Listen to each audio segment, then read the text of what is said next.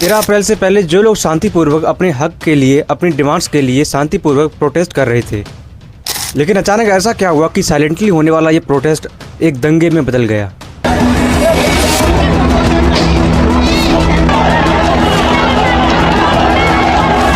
नोएडा के सेक्टर 62 से लेकर 65 तक और भी कई जगह पर साइलेंटली होने वाला ये प्रोटेस्ट बाद में इतना भड़का कि वहां की बिल्डिंग्स को भी तोड़ दिया गया। पुलिस की गाड़ियों सहित टोटल 5 गाड़ियों में आग लगाकर उन्हें फोड़ दिया गया।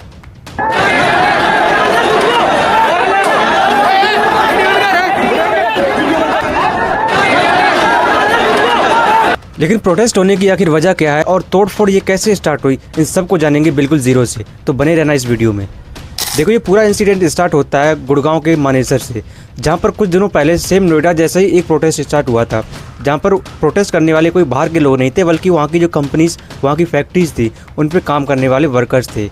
उन्होंने ये डिमांड रखी थी कि हमारी सैलरी में इंक्रीमेंट किया जाए, और जब उन्होंने ये डिमांड रखी तो हरियाणा की गवर्नमेंट ने उनकी इस डिमांड को एक्सेप्ट किया और उनकी सैलरी में 35% तक का इंक्रीमेंट किया। मानेसर में जब ये प्रोटेस्ट सक्सेसफुल रहा तो सेम नोएडा में भी लोगों ने अपनी सैलरी को इंक्रीमेंट कराने के लिए ये प्रोटेस्ट स्टार्ट किया। प्रोटेस्ट करने वालों का ऐसा कोई भी इरादा नहीं था कि वो वहाँ पर तोड़फोड़ करे, पुलिस की गाड़ियों को जलाए या फिर पथराव करें। देखो, हुआ क्या था कि जब वहाँ पर शांतिपूर्वक प्रोटेस्ट हो रहा था तो वहाँ पर पुलिस फोर्स को भी डिप्लॉय किया गया था वहाँ पर शांति बनाए रखने के लिए। लेकिन इस शांति बनाने के लिए जब पुलिस ने वहाँ पर आंसू गैस के गोले दागे और लाठीचार्ज करी तो उसमें एक औरत को बहुत चोट लग गई, वो काफ़ी घायल हो गई, और जिसके बाद प्रोटेस्ट करने वाले लोग भड़क गए और उन्होंने तोड़फोड़ स्टार्ट कर दी।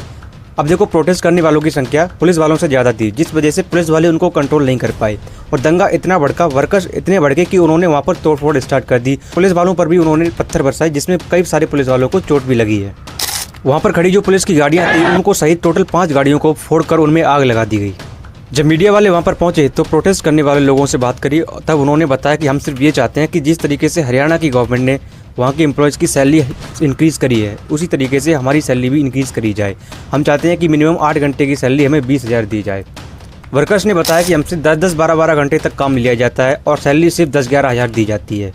इसमें कैसे गुजारा हो सकता है? 10,000 की सैलरी में 5,000 तो रूम का रेंट ही चला जाता है, और 300-400 रुपये किलो तो गैस मिल रही है। इतने में हम अपने लिए क्या खर्च करें और क्या ही अपने घर वालों को भेजें? और एक तरीके से अगर देखा जाए तो उनकी ये मांग जायज़ भी है, क्योंकि आज के टाइम को देखते हुए, आज की महंगाई को देखते हुए 10,000 की सैलरी में कोई कैसे ही सर्वाइव कर पाएगा। देखो, जो भी वर्कर्स दूसरे स्टेट से आते हैं वो वहाँ पर रेंट पर रहते हैं। नोएडा जैसी सिटी में लगभग 5,000 रुपये का रूम मिलता है रेंट पर। उसके अलावा बहुत सारे एक्सपेंसेस होते हैं। लोग बाहर से रहते हैं, वो खुद का कनेक्शन नहीं करवाते, वो सिर्फ छोटे सिलेंडर का यूज़ करते हैं, और इस टाइम पे गैस उन्हें ब्लैक में 300 रुपये 400 रुपये kg मिल रही है। तो इस टाइम पे वो कैसे अपना सर्वाइव कर सकते हैं? इसी वजह से इतना प्रोटेस्ट किया जा रहा है। मतलब 9-10 हज़ार की सैलरी में कैसे वो सर्वाइव कर पाएंगे? क्या खुद के लिए खर्च करेंगे और क्या ही अपने घर पर भेज पाएंगे, अपने पेरेंट्स के लिए गाँव में? इसके अलावा उन्होंने बताया कि हम चाहते हैं कि ओवर टाइम का डबल पेमेंट दिया जाए। संडे को भी हमसे काम करवाया जाता है तो उसका पेमेंट नहीं दिया जाता है। अगर हम ओवर टाइम ना करना चाहें तो भी ज़बरदस्ती हमसे काम करवाते हैं और सैलरी उस हिसाब से नहीं देते हैं। सैलरी हमको देते हैं 10,000 और सरकार को दिखाते हैं कि हमें 20,000 सैलरी दी गई है। पिछले 1 साल में सिर्फ 23 रुपये का सैलरी में इंक्रीमेंट हुआ है। जब भी होली दिवाली आती है तो हमें बोनस नहीं मिलता है, अगर बोनस मिलता भी है तो एक छोटा सा कटोरा। सैलरी टाइम से नहीं आती है, लेकिन अगर 10 मिनट भी ऑफिस लेट पहुंचे तो उसमें 2 घंटे की सैलरी काट ली जाती है। और अगर इस पर हम कोई आवाज़ भी उठाना चाहे तो बाहर निकालने की धमकी देती है कि रिजाइन दे दो, कंपनी में तुम्हारे लिए कोई जगह नहीं है। लोग लेते हैं और उसमें जो अगर सरकार बढ़ाती है तो ये सब कम करके हम लोग के देते हैं।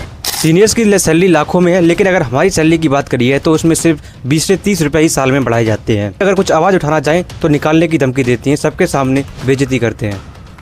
और यही वजह थी कि वहाँ के एम्प्लॉयज़, वहाँ के वर्कर्स इस पर हड़ताल कर रहे हैं, प्रोटेस्ट कर रहे हैं। लेकिन जब ये बात मीडिया के द्वारा गवर्नमेंट को पता लगी तो यूपी गवर्नमेंट ने नोएडा में जो वर्कर्स प्रोटेस्ट कर रहे थे उनकी सैलरी में कुछ इंक्रीमेंट किया है। हालांकि उतना इंक्रीमेंट नहीं किया जितना वर्कर्स चाहते थे, लेकिन पहले से ज़्यादा इंक्रीमेंट किया है।